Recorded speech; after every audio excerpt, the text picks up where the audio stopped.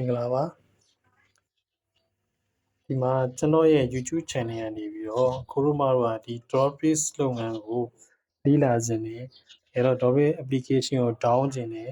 ပြီးတော့ Dropbase application မှာရိုးရိုး account တစ်ခုဖွင့်ခြင်းနဲ့ account ဖွင့်ခြင်းနဲ့ဆိုလို့ရှိရင်ကိုယ်တိုင်လုပ်လို့ရတယ်เนาะကျွန်တော် link ချပေးထားတယ်ဒီကျွန်တော်ရဲ့ဒီ YouTube channel ထဲမှာ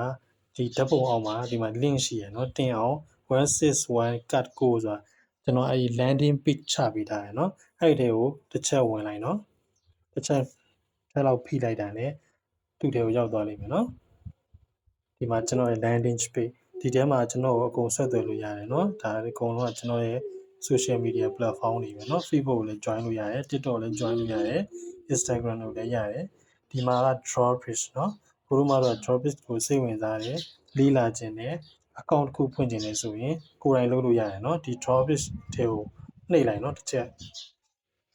နှိပ်လိုက်တာနဲ့ဒီလိုမျိုး page တွေပေါ်လာလိမ့်မယ်ကိုတို့မှရဲ့ဖုန်းထဲမှာ Dropbase application ကငကိုတွေက down ပြီးသားဆိုလို့ရှိရင် account ပဲဖွင့်ရမှာ account မဖွင့်ရသေးဘူးဖုန်းထဲမှာ down ပြီးပြီဆိုလို့ရှိရင်ဒီပေါ်အနီရောင်လေးကိုနှိပ်လိုက်เนาะနေအောင်လေးကိုတစ်ချက်နှိပ်လိုက်တာနဲ့ Dropbase application လေးတွေကိုရောက်သွားမယ်เนาะရောက်သွားပြီဒါကိုတို့မှတို့ဖုန်းထဲမှာပဲရှိတဲ့တဲ့ကိုရောက်သွားတာเนาะရောက်သွားပြီဆိုတာနဲ့ဒီမှာ account ဖွင့်တဲ့နေရာလေးပေါ်လာလိမ့်မယ်เนาะဘယ်လိုမပေါ်လာရင်လည်းဒီမှာကြောက်ရုပ်ကလေးရှိတယ်အဲကြောက်လေးကိုနှိပ်လိုက်เนาะအဲ့မှာပေါ်လာလိမ့်မယ်ပေါ်လာရင်ဒီမှာဖုန်းနံပါတ်နဲ့ကိုယ့်ဖုန်းနံပါတ်နဲ့ account ဖွင့်လို့ရတယ် email ရှိတယ် email နဲ့ဖွင့်လို့ရတယ်ကြိုက်တာနဲ့ဖွင့်လို့ရတယ်เนาะ email နဲ့ဖွင့်မယ်ဆိုရင်ကိုကအလံလေးကိုမြန်မာနိုင်ငံအလံပြောင်းပြီးတော့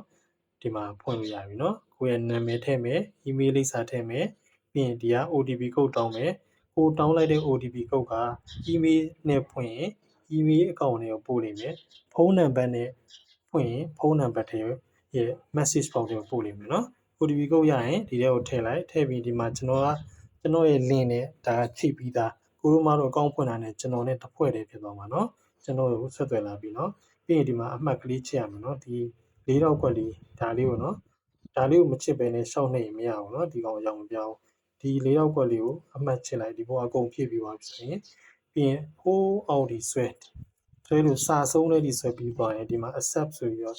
စာတန်းအနီလေးပြောင်းသွားပြီเนาะအဲ့ဒါလေးကိုနှိပ်လိုက်ဆိုဒီမှာ new account ဝင်လို့ရပြီเนาะဒီမှာဖွင့်သွားပြီဒါလေးကိုတစ်ချက်နှိပ်လိုက်တာနဲ့ကိုတို့မတို့ password ကိုစိတ်ကြိုက်ပါเนาะကိုရဲ့ account password တခုဖန်တီးရမယ်เนาะအဲဒီနောက်မှာရှိတယ်ဖန်တီးပြီးတော့ account ကိုဖွင့်ပြီးသုံးလို့ရပြီเนาะကျွန်တော်နဲ့ link ချိတ်ပြီးသားဖုန်းနံပါတ်နဲ့ဖွင့်မယ်ဆိုဒီရှိမှာဒီတိုင်းပဲနာမည်ထည့်မယ်ကိုရဲ့ တိုင်းဖုန်းနံပါတ်ပဲရမယ်เนาะတခြားမြန်မာဖုန်းနံပါတ်တွေမရဘူးเนาะတိုင်းနိုင်ငံဖုန်းနံပါတ်ဒီမှာတိုင်းဖုန်းနံပါတ်ထည့်မယ် OTP ကုတ်တောင်းမယ်ပြီးရင်ဒါကျွန်တော်နဲ့ link ချိတ်ပြီးသားဘာမှပြင်စရာမလိုတော့ဘူးပြီးရင်ဒီမှာအမှတ်ချစ်မယ်ပြီးရင်ဒီဟာလေးကိုနှိပ်ပြီးဝင်တော့မှာเนาะပြန်ထွက်လိုက်မယ်เนาะဒါဆိုရင်ကျွန်တော်တို့ရဲ့ Dropbase software တွေကိုရောက်တာเนาะပြန်ထွက်မယ်ဒါဆိုရင်ဒီလိုမျိုးစာမျက်နှာတွေထပ်ပေါ်လာမယ်ပေါ်လာလို့ရှိရင်တကယ်လို့ကိုရိုမာတို့ရဲ့ဖုန်းထဲမှာဒီ Dropbase software ကမဒေါင်းရသေးဘူးမရှိသေးဘူးဆိုရင်ဒီအောက်ကအဖြူလေးကိုနှိပ်လိုက်เนาะဒါက application ကို down တဲ့နေရာကိုတန်းရောက်သွားလိမ့်မယ်เนาะကိုရိုမာတို့ကပြီးရင်ဒီမှာ download app ဆိုပြီးနှိပ်လိုက်ရင်ကိုရိုမာတို့ရဲ့ဖုန်းက Android ဆိုရင် Play Store ထဲကိုသွားမယ်Apple ဆိုရင်တော့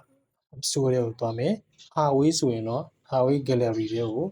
သူကရောက်သွားမယ်เนาะကူးလို့ရတဲ့နေရာကိုရောက်သွားပြီပဲဒါဆိုရင်ဒီမှာကူးရုံပဲเนาะ install လုပ်ရမယ်ကျွန်တော်ကကူးပြီးသားမလို့ open ဖြစ်နေပြီဒီမှာเนาะဒါလိုက်ပဲเนาะ Play Store ထဲကိုဒါလိုက်ရောက်သွားတာเนาะဘာတပြားတစ်ချက်မှပေးစရာမလိုဘူးအခမဲ့တောင်းအကောင့်ဖွင့်တာလည်းအခမဲ့